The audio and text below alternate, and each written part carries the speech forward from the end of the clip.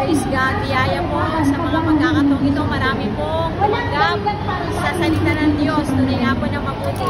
Pangaral lamang po ang salita ng ating Panginoon sapagkat ito po'y kalooban ng ating Panginoon at sa biyaya po ng Panginoon. Ayan, nakikita nyo naman po, napakarami ngayon ang tumanggap sa mga pagkakataong ito.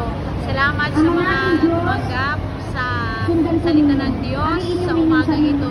Praise God, pagpalain po sila ng ating Panginoon. Tunay na mabuti. Surely God is the Savior. Jesus save. Praise God. Thank you po sa mga kaluluwang ito na tumanggap sa aming mga kabayan sa mga pagkakataong ito. Ayan po, praise God. Salamat po.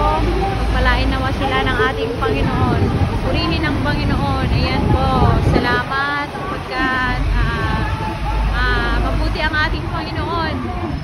Sa pamagitan ng pangangaral, maraming nakikinig. Kahit po busy sila, sa biyaya po ng Diyos, hindi po sila ng ating Panginoon. Ayan po, praise God. God bless them all. Praise God sa mga tumanggap ngayon sa umagang ito, sa pangangaral ng salita ng Diyos. Sa dako ito ng Hong Kong.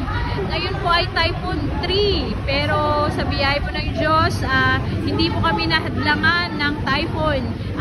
Sapagkat ito ay kalooban ng ating Panginoon na ipangaral ang kabutihan ng ating Panginoon sa buong sanglibutan.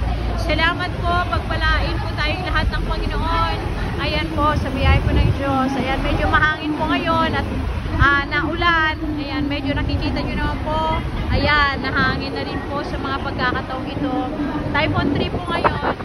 Opo, ayan, Typhoon 3. Pero sa biyaya po ng Diyos, lagi po namin ipinapangaral ang salita ng Diyos sapagkat Jesus save.